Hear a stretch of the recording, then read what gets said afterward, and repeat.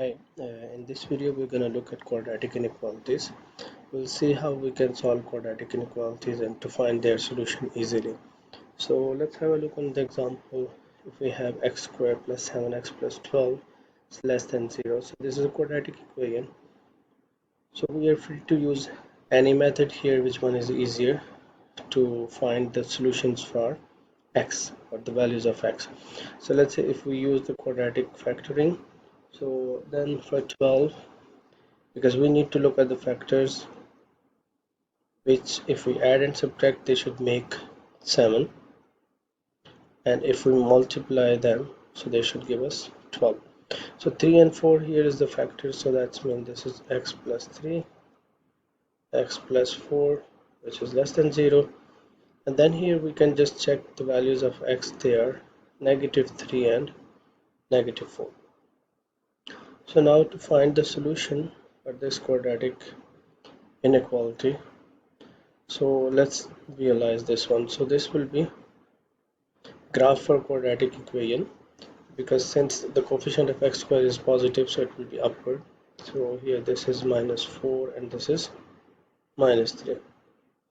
Now we need to look at this one. So since the inequality is less than 0, so if the inequality is less than 0, so out of this graph we will choose the part below the x-axis. So this will be the solution to that. So that means x will be greater than -4 and less than -3, because this is the part below the x-axis. Similarly, if we look at this question, so x squared minus x minus 30 is greater than 0. So this time again, if we wish to find the factors of 30, so 1 times 30, so 2 times 15, 3 times 10, and 5 times 6. So if we have a look on this one, so 5 and 6 can work better, so that's mean x minus 6, x plus 5 is greater than 0. So again, if we just check the values of x, so they are -5 and 6.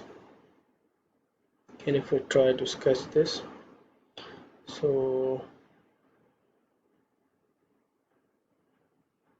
here this is -5 and this is 6. So again this is upward since the coefficient of x squared is positive. So now to find the solution, now again we need to look back at the inequality. So it says this x squared minus x minus 30 is greater than 0. So if it is greater than 0, so that's mean we have to choose the part above the x-axis.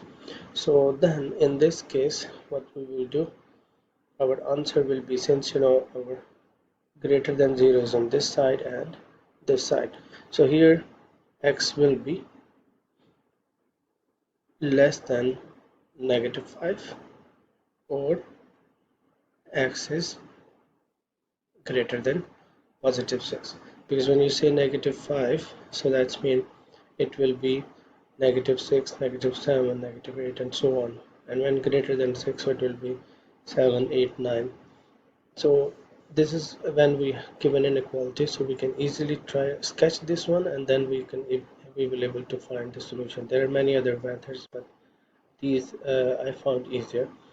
But there is one more thing. If the question gives you equal sign here, so nothing else will change, so the only you will put an equal sign here, so that's mean this value is being included in the solution. So that's mean it will start at -5, -6, -7 and so on. These are the solution, and then here 6, 7, 8, 9.